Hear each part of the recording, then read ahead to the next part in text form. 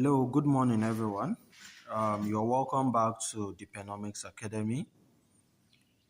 My name is Eustace Chigode Oswago, and a development-focused economics, and I'm excited to welcome you to another important lesson in our beginner-friendly econometrics series. This is part 3 of 10 parts econometrics journey, where we are breaking down econometrics step by step, starting from the foundation and moving towards practical applications. And before we begin today's lesson, I want to remind everyone about something very important. From part 1 and part 2, our approach has always been different. We are not here to simply memorize definition or memorize formulas or just copy equation without understanding what they mean. Because econometrics is not about knowing symbols alone. Econometrics is not about understanding the story behind those symbols. Econometrics is about understanding the story behind those symbols, not just knowing the symbols alone. And every number in econometrics represents something happening in real life. So every variable represents something we can observe, and also every equation represents a relationship we want to understand. So in this series, I want you to learn differently. I want you to think like an economist. I want you to ask questions, right? And I want you to look around your environment and begin to see economics relationship happening everywhere. Let's take, for example, when the fuel price increase and transport fare changes, there is an economics relationship between fuel price and transport fare. Also, in the same way, when a student's study hour increase and the examination performance increase, there is a relationship or an economics relationship between the study hour and the student performance. And we discussed this critically when we in the part 1 and the part 2 of our economics series. We talked about this, right? And we also said that when a business spends more money on advertising and sales increase, there is an economic relationship between them. And even we as individuals, when our income increases and people consume pattern changes or people consumption pattern changes, there is an economics relationship. So econometrics help us study this relationship scientifically using data. Now, before we move into today's lesson, let us quickly remember what we have learned so far. Today's lesson is supposed to start by 10 a.m. So I just want to give a brief, in the remaining 3 minutes, to give a summary of our part 1 and our part 2. So in our part 1, we answered the question, what is econometrics?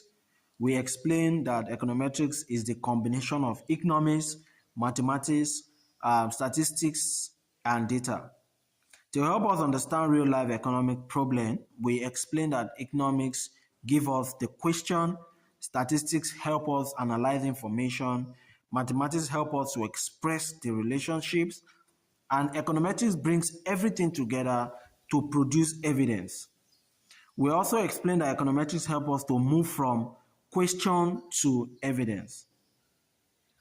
Then in part 2, we enter the language of econometrics, which we learn about variables, dependent variables, the independent variables, econometric equation, beta 1, beta 0, and the error term. We also explain a simple econometrics equation, which is y equals to beta 0 plus beta 1, x, which is our independent variable, plus u, which is our error term. And we learned that this equation is not just a formula, it tells a story. And we gave several examples, which we said Y could represent examination performance, X could represent study hours, and B, which is beta 1, tells us how much examination performance changes when study hours changes. And also, the error term represents other factors that may also affect performance. So I urge that you go back to the part 1 and part 2 of our video, watch and listen properly. You understand the foundation of econometrics as we move into part 3. Now, in today's lesson, we are moving one step deeper. We are going to answer a very important question, which is how do economists move from an idea to an econometric model? So now we are moving from economics theory to econometrics model. So because before an economist writes an equation, there must first be a problem. And before there is a model, there must first be a question. Also, before there is a data analysis, there must first be something we want to understand. Let's take, for instance, a farmer may ask, why did my agricultural production increase this year? A business owner may also ask, why are my sales increasing or decreasing? Government also may ask, does education spending improve learning outcome? A researcher may ask, does income affect people's consumption? These questions are the beginning of econometrics. So in today's lesson, we will follow the journey step by step from the real life problem to the econometrics idea to the econometrics theory, the mathematical model, the econometric model, and finally data and evidence. So by the end of this lesson, you should understand how econometrics transform ordinary questions into models that can be tested scientifically. So while watching this lesson, do not just listen. I want you to think along with me. I want us to imagine every example and ask ourselves, have I seen this happen before? How can I relate to this in my environment? Because the goal is not just for you to pass an exam. The goal is for you to understand how economists think. So before we continue, I'll urge you to please like this video, subscribe to Dpenomics Academy, share this lesson with your friends, classmates, and anyone interested in economics. Okay, and also remember that at Dpenomics Academy, we don't just teach econometrics, we make it simple, practical, and unforgettable. Now, let us begin with today's class. It's already 2 or 3 minutes after 10. We're supposed to start our class properly by 10. I'm sorry for the delay. We're starting our class properly now.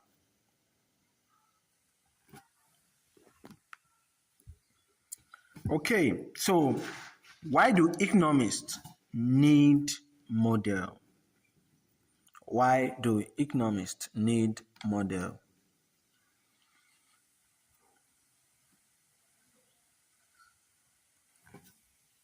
Okay, so why can't economists simply observe situation and give conclusion? These are questions, right? Why do we need this model? Why can't we just simply observe situation? Like you see something, you observe that thing and give your final verdict or your final conclusion. So why do you need model? I want us to begin with a real life situation, right? Understanding reality through simplification. understanding reality through simplification. Now, I want everyone watching this lesson to imagine this situation. Imagine you're a farmer in a rural community. Just imagine you're a farmer in a rural community. You planted maize last year. Let's assume you planted maize in 2025. And at the end of the farming season, you harvested 20 bags of maize. And this present year, 2026, you also planted maize and harvested 50 bags of maize. Naturally, you ask yourself, what happened, right? Why did my production increase? Now, think about it. What possible reason can explain this increase? What are the possible reasons that can explain this increase, that your harvest moved from 20 bags of maize to 50 bags of maize? Now, these possible reasons may be that the rainfall was better in 2026 compared to 2025. Or you use improved seed in 2026 than 2025. Or you apply more fertilizer, you hired more workers, or maybe you even spend more time on the farm, or you adopted better farming techniques. Right? Now, I want you to notice something. There is not only one possible explanation to this. These are many possible factors that may influence agricultural product. And this is the challenge economists face. The real world is complicated. Many things happen at the same time. Many factors influence outcome. So the question becomes, how do we organize our thinking? How do we organize our thinking? How do we identify important factors? How do we study the relationship between these factors? And this is why economists use model. Now, let me explain what a model means using a simple example. Now, imagine you want to travel to a city you have never been before or you have never visited before. Imagine you want to travel to a city where you have never visited before. Now, you took your phone, you open Google Map. Now, what does Google Map show you? Google Map will show you the road, the dimension, the distance, right? And important locations. But the question is, does Google Map show you every single thing in that city? Does it show you every person walking in that city? Every tree, every house, every vehicle? I believe the answer is no. Right? So why is it so? This is because the purpose of the map is not to show everything. The purpose is to show the important information you need to reach your destination with. That is exactly what an economics model does. It shows you an economics model is a simplified representation of reality. It focuses on the important information we need. Okay, so it does not include every single thing happening in the economy. Instead, it focuses on the important relationship we want to understand. Now, I want us to bring it closer to students. I want you to imagine a teacher noticed that some students perform better than others. Let's take, for instance, student A scores 90% and student B scores 60%. Now, the teacher will ask this question: why is there a difference? Why is there a difference in the student score? Why is student A scoring more than student B? And the possible explanation of this is maybe student A studied more, maybe student A attended more classes, or student A has a better learning material than student B, or there are stronger motivations, or maybe student A has better support at home. Now, the teacher cannot study everything at once. So the teacher creates a way to focus on the important factors. That is the idea of a model. And in economics, model help us understand relationship, test ideas, make predictions, support decisions. Now, without models, economists may only have opinion. But with model, economists can use evidence. For example, a government may ask, does increasing education spending improve student performance? A business owner may ask, does advertising increase sales? The same way a researcher may ask, does income affect consumption?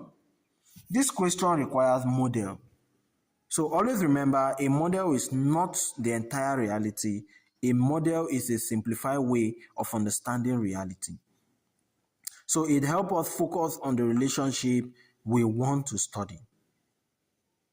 Okay, so now we understand why economists needs model. But because an economist creates a model, there must first be an explanation or idea about how something like this works.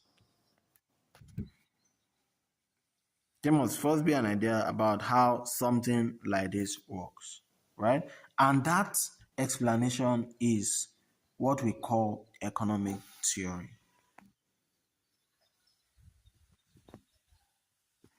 That is what we call economics theory.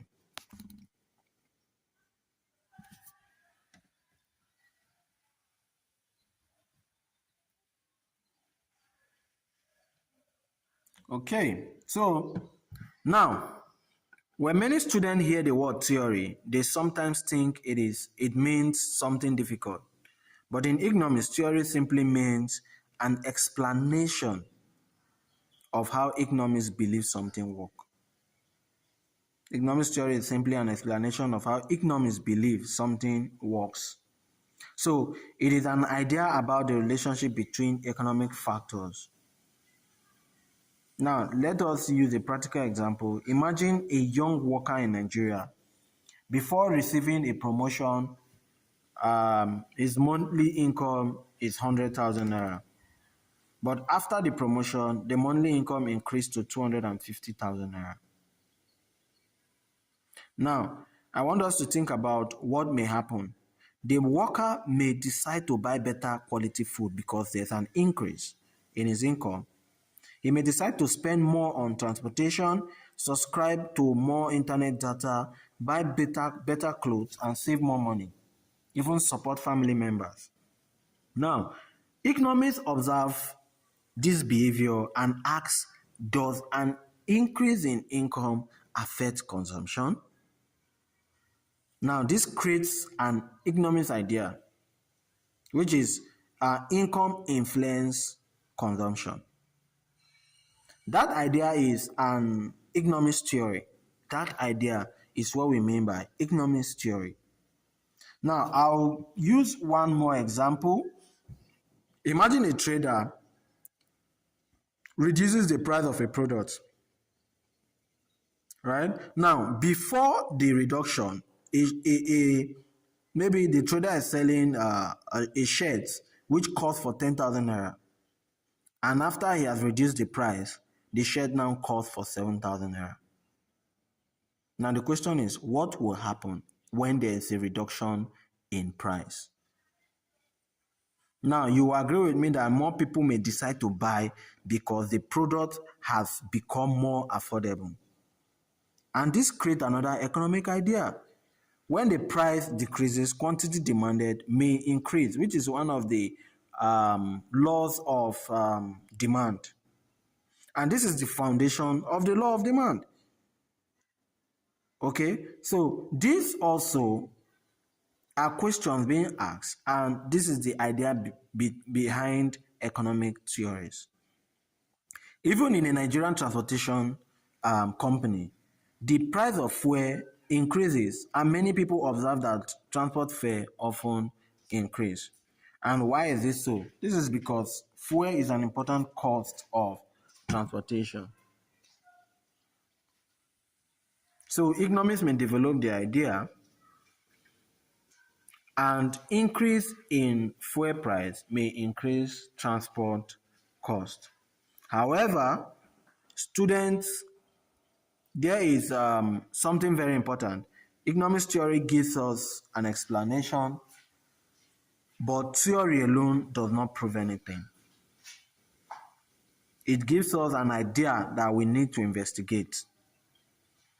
We may believe that income affects consumption, but we still need to answer the question like, how much does income affect consumption? So if income increases by 10,000, does consumption also increase by 1,000?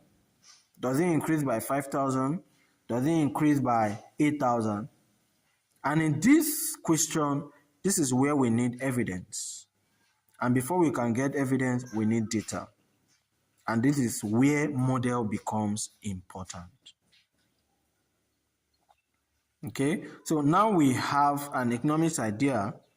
We believe there's a relationship between income and consumption, but economists need a way to express this relationship clearly.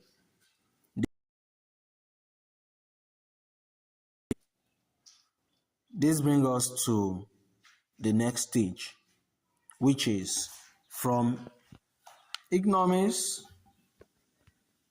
theory to mathematical model.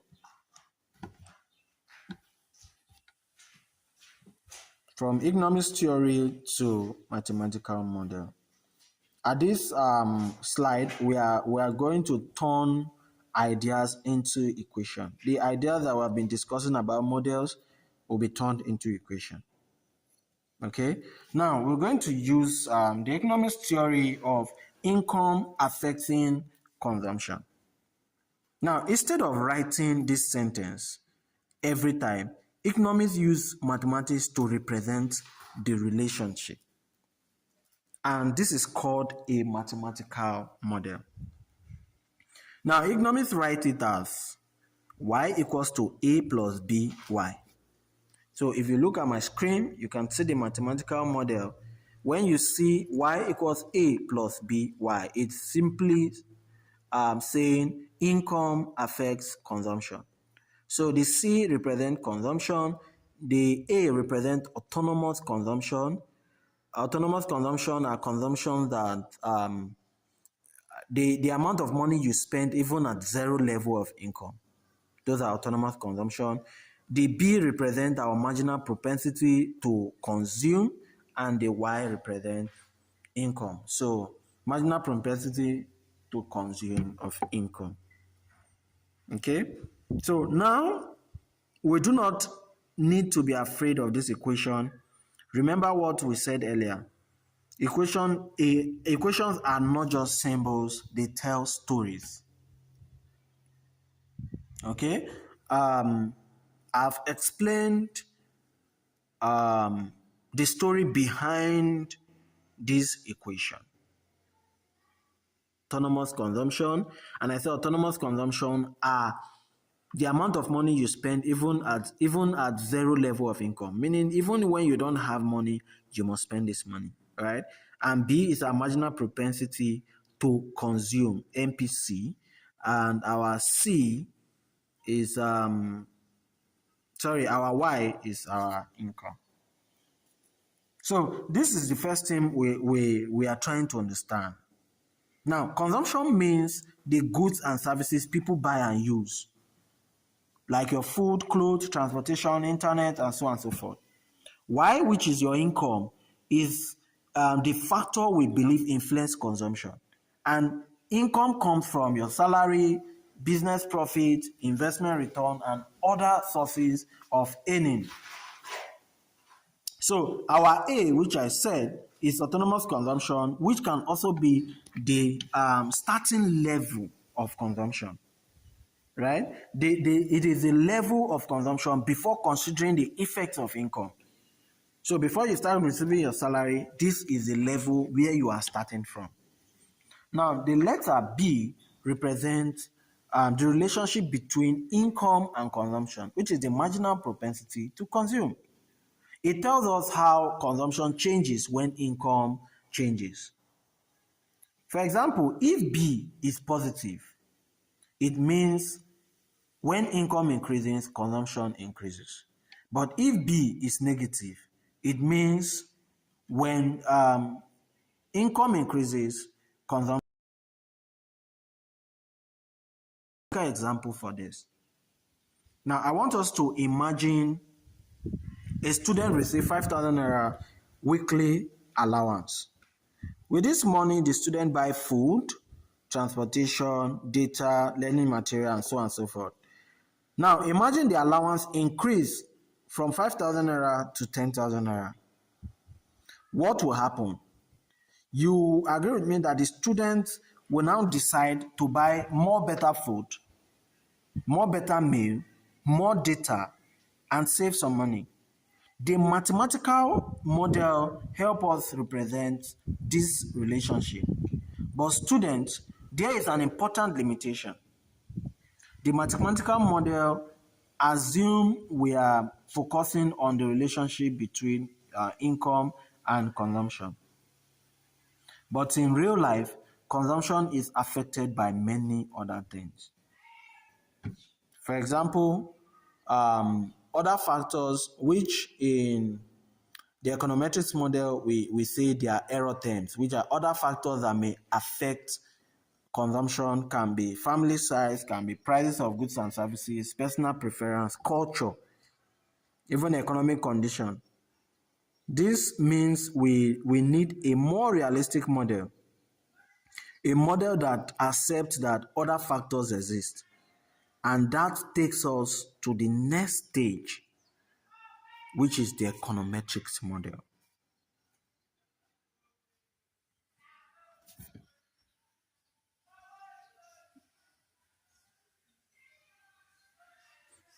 And we'll be moving from the mathematical model to the econometrics model.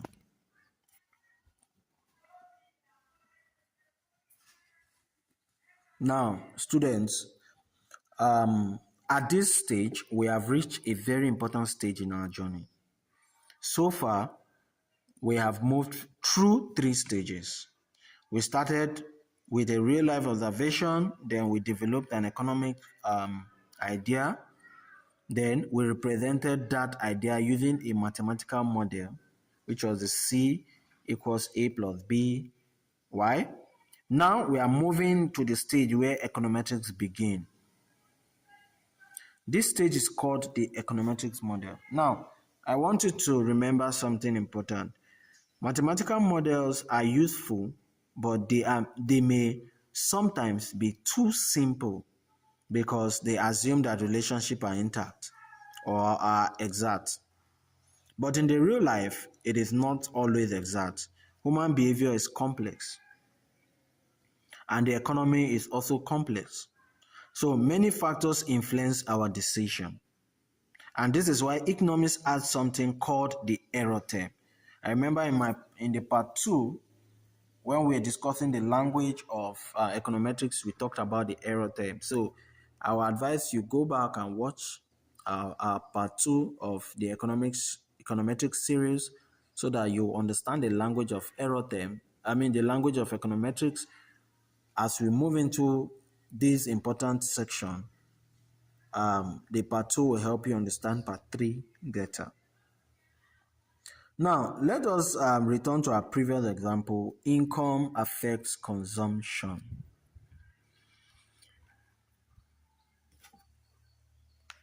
Our mathematical model was C equals A plus B, Y. Now, this model is saying consumption depends on income.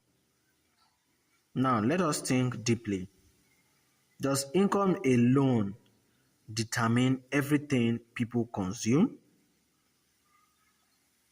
Imagine two people. Let's say person A earns 300,000 monthly and person B also earns 300,000 naira monthly. Two people. The first person 300,000 naira monthly and the second person 300,000 naira monthly. Do you think both people must spend exactly the same amount? I believe they cannot. So why is that so? This is because other factors influence consumption. The first person, which is person A, may have a large family. He may have high rent expenses and more responsibility, different spending habits, right? And the second person may have fewer responsibility, stronger saving habits, and different preference. So even though their income are the same, their consumption may be different. Now, this tells us something important. Income is important, but it is not the only factor. And this is why economists introduced the econometrics model, which is C plus beta 0 plus beta 1 y plus u. Now, this model you're seeing is like, it is not too different from our mathematical model, which is too simple, right? This one is just more realistic. From the mathematical model, you can see C, which is consumption, equals to A. Now, our A represented as our beta 0, which is beta 0 is also the starting point or the starting level of consumption, just like A. Now, we have our beta 1 Y, which is also the parameter or the intersect between Y, between our income and our consumption. And our U, which is our error term, which represents other factors that were not mentioned in the mathematical model. So the difference between the mathematical model and the econometric model is that there are other factors that affect income that are not mentioned in the mathematical model.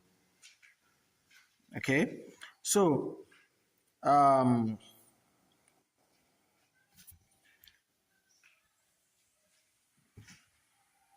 our question: when income increases or when income changes, does consumption also changes? Right? So beta 0 is the constant or the intercept, which is also referred to the starting point of consumption when income is considered to be 0. I remember I said A, which is our autonomous consumption, means spending even at 0 level of consumption. Now, do you think of this as saying people consume nothing when income is 0? Remember, this is a mathematical starting point. It helps us understand where the relationship begins. Beta 1, which is called the coefficient of income. This is one of the most important part of the model. It tells us how much does consumption change when income changes by 1 unit. For instance, if beta 1 is 0.5, it means for every 1 naira increase in income, consumption increased by 0.50. Or for every 10,000 naira increase in income, consumption increased by 0.5 times of 10,000, which is 5,000 naira.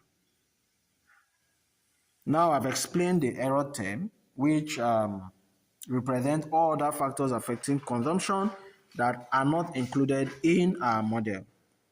And I've given example of family size, culture, price changes, and so on and so forth. Now, I want us to imagine we create a model with exam score, which is our C, as let's say exam score equals to beta 0 plus beta 1. Our Y represents our study hour plus the error term, which is U. Now, in this equation, we are trying to say that study hours affect examination performance. But do study hours explain everything? No. Other factors matter. Teacher quality, learning material, study motivation, and so forth. So the difference is simple. Mathematical model is C equals A plus BY. Assume a simple relationship. But the econometric model accept that real life has many influences. And that is why econometrics is closer to reality.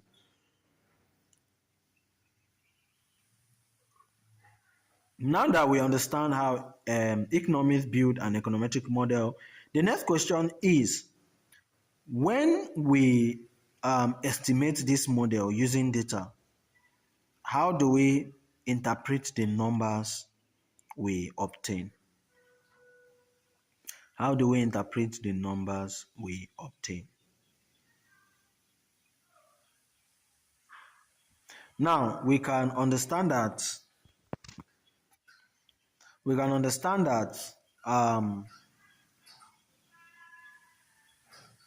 beta 0 and beta 1 are telling us something. And I want us to look at the coefficient practically, right? How beta 0 and beta 1 tells economic stories. Now, imagine a researcher studies the relationship between income and consumption.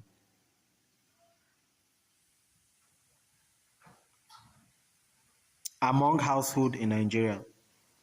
After collecting data and analyzing it, the researcher obtained this model. C equals to A plus BY. So we have C equals to 20,000, which is autonomous consumption, plus 0.5, which is our MPC of income, Y. Now, this equation is telling us a story. Let us interpret it. The first value is 20,000. This represents B0, beta 0. And remember, beta 0 is the starting point. It tells us the estimated consumption level when income is 0. And in simple term, the model begins from a consumption level of 20,000. Now, the second value is 0.5. This represents beta 1. Beta 1 tells us the effect of income on consumption. And it tells us how consumption changes when income changes. And in this example, beta 1 is equal 0.5, meaning that when income increased by 1 naira, consumption is expected to increase by 0.50. Now, using a bigger example, suppose a person income increases by 50,000 naira. What happens to the consumption? Now, we calculate 0.5 divided by 50,000, right? Meaning that the model predicts that consumption will increase by 25,000 naira. Now, let us apply this to business example. In a company, or imagine a company wants to know whether advertising affects sales. The model is sales equals 100,000 plus 20 in bracket advertising. What does this mean? The 100,000 is beta 0 and the 20,000 is beta 1, while our advertising is our Y, right? So the beta 0 represents the starting sales level, which is 100,000, and the beta 1 represents every additional 1 naira spent on advertising. Sales are expected to increase by 20 naira. But remember something important, beta 1 does not always have a positive. Sometimes beta 1 can be negative. So if beta 1 is negative, it means that when the price increases, demand decreases. And this is the relationship that described the law of demand. So when you see beta 1 in econometrics, always ask, what does this coefficient tell me about the relationship between my variables?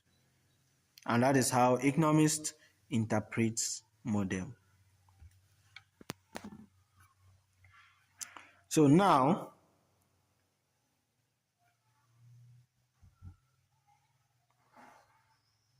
how do economists actually build a model from a real life problem?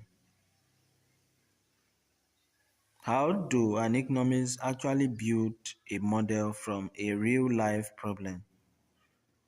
Now, I want us to imagine a teacher who noticed something that some students study for many hours and perform very well,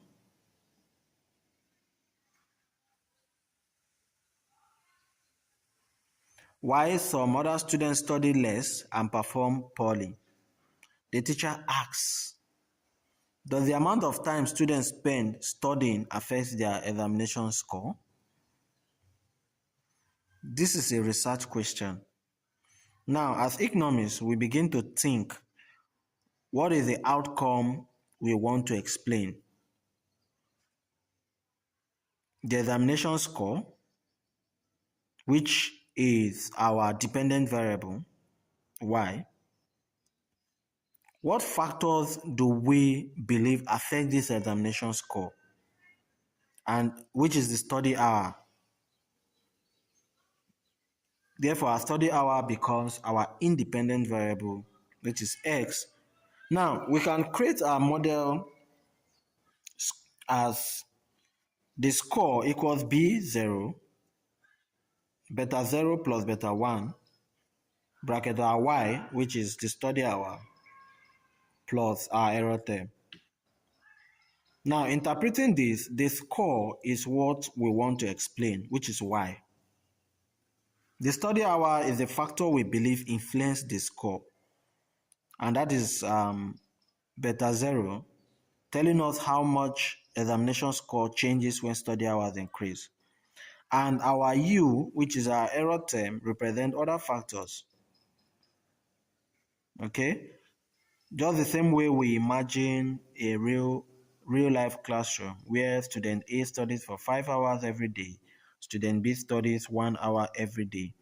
Can we automatically say student A must score higher? Not always. And the reason is because other factors may affect student A. Maybe student B has a better teacher, better understanding, or more previous knowledge than student A. And these factors are included in the error term. And this is why econometrics is powerful. It does not just say students or study more and you definitely score higher. Instead, it asks, based on available data, what is the relationship between study hour and economics performance? And this is the scientific approach. Now that we understand or we have seen students' example, I want us to move from classroom into the Nigerian economy. One relationship that many Nigerians experience every day is fuel price and transport fare. I want us to build a model around this.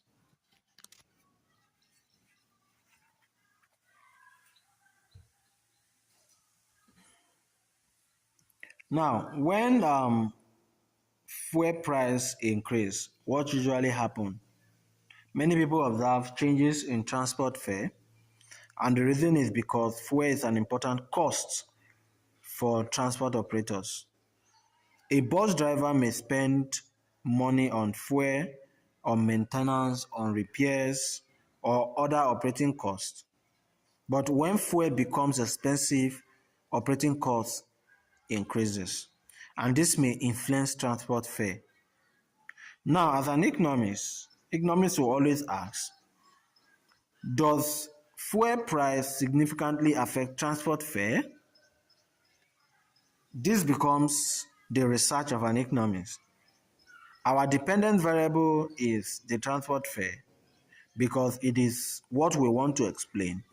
And our independent variable is the fuel price because it's the factor that affects the transport fare. So the model will become transport fare equals to beta 0 plus beta 1 in bracket fuel price plus error term, which our transport fare is our y, our fuel price is our x, and our beta 1 tells us how much fuel changes when price changes. And error term represents other factors that may affect the transport fare. Okay? Now, now that we have seen how the model work in education and transportation, but why are these models important? Why do government, businesses, and researchers spend time building econometrics model? I want us to discuss it on our next slide.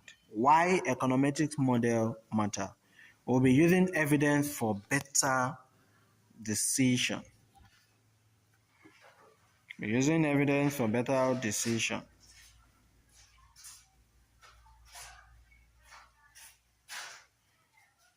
The government may ask, will increasing education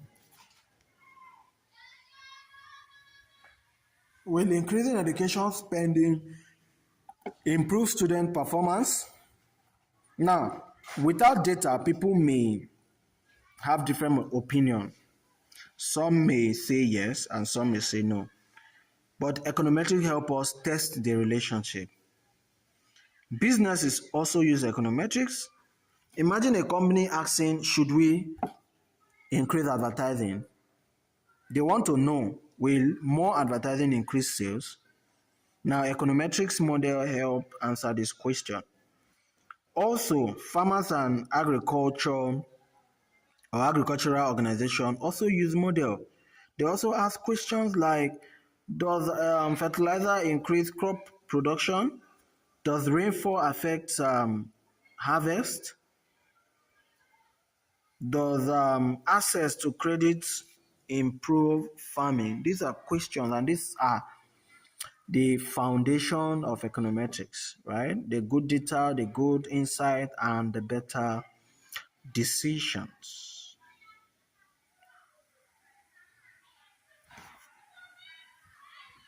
So econometrics help people move from assumption to evidence. Instead of saying, I think this is happening, we say, what does the data tells us? What does this data tells us? That is what econometrics is all about. Now, talking of data are facts and figures collected about variables of interest. So if it can be numbers, it can be categories, it can also be measurement. And we have data, three types of data. It can be cross-sectional data, which are data collected from many individuals at one point in time. We have time series data. These are data collected over time from the same individual or entity. And we also have panel data. Panel data are data collected on many individuals observed over time. And there are sources of data. Data can come from survey and questionnaires, which collect primary data directly from people. It can come from administrative records. It can also come from report and journals, which are secondary data. And also we have experiment and field studies, which are controlled studies to gather data. So importantly, a good data has these qualities. It must be relevant, it must be reliable, it must be consistent, complete, and definitely up to date. And the data journey, you have to collect data which involve gather data from a particular source, and the data must be clean. You have to remove all errors, duplicates, and missing values. You have to organize this data in a proper format and also explore understanding patterns, the trends, and the relationship. And lastly, you analyze this data, use models to draw insight and conclusion, just like the economic model or the mathematical model as it is given.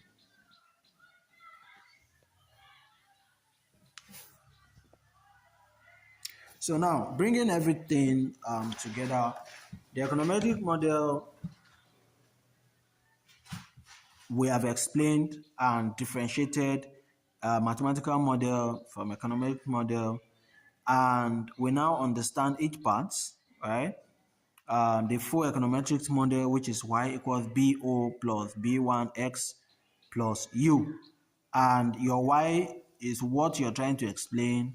Your bo is the starting point, which is also the intersect. The b1x, beta 1x is the effect of x, which is our main variable, and our error term is everything else that we cannot see.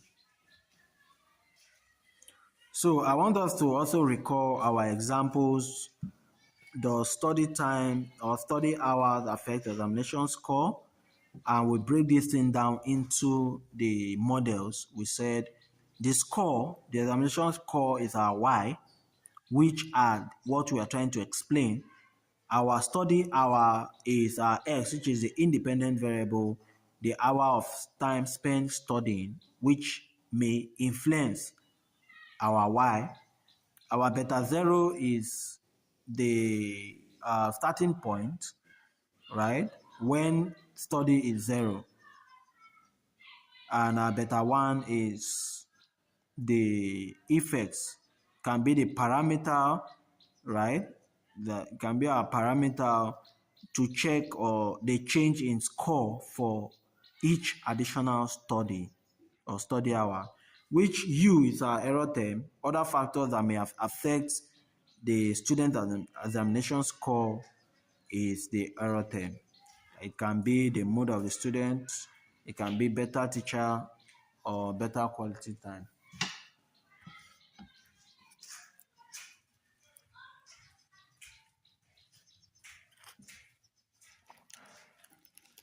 So we also have real life impacts, which we explain. We use our evidence-based policy where the government use econometrics model to design better policies, make better business decisions by companies to forecast demand, price, and profits. Academic research also smarter predictions and so forth. Now, the big picture is a good model does not just fit numbers, it explains reality, help predict the future, and support better choices. That is the power of econometrics. And the key takeaway I want you to take on this part three is that we moved from a simple equation to a realistic model. We also discussed the coefficient beta 0 and beta 1, right? We turn numbers into meaning, and the error term makes our model real and powerful. So also remember that a good data is the foundation of every strong model, because econometrics turn data into insight and insight into decisions.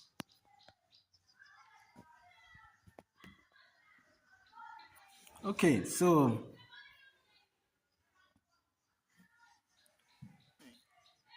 I want to congratulate you.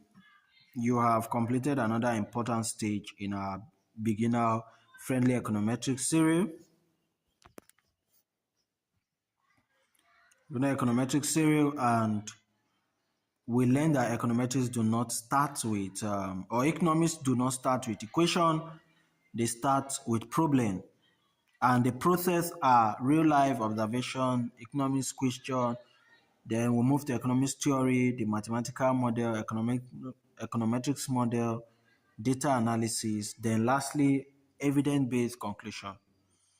And also we have learned that an economics theory explains how economists believe something works, which a mathematical model express the idea using symbol. The econometrics model add real life or real world data and accept that other factors exist, which we also introduce the econometrics model equation and also the mathematical equation, right? So importantly, econometrics is not about memorizing equation. It is about understanding relationship in the real world, and it is about asking questions, collecting evidence, and using data to make better decisions. So in our next lesson, which is the part 4 of 10 series, we're going to be discussing or understanding data in econometrics. We'll discuss what data is, why data is important in econometrics, the types of data. I think I've even explained it, but we'll go deeper, like the cross-sectional data, the time series data, panel data, and we're going to use real-life Nigerian economic data because before we estimate any data, we need something very important. Or before we estimate any model, we need something very important, and that thing is data. So if this lesson helped you understand econometrics better, please like this video, subscribe to the Dpenomics Academy. I want you to share it with your friends and colleagues and add the comments part 4. I want you to comment part 4 so that I'll know that yes, I should be preparing for my students for our part 4 of 10 econometric series. Okay, and also remember that at Dpenomics Academy, we don't just teach econometrics, we make it simple, practical, and unforgettable. Thank you for watching. See you in part 4.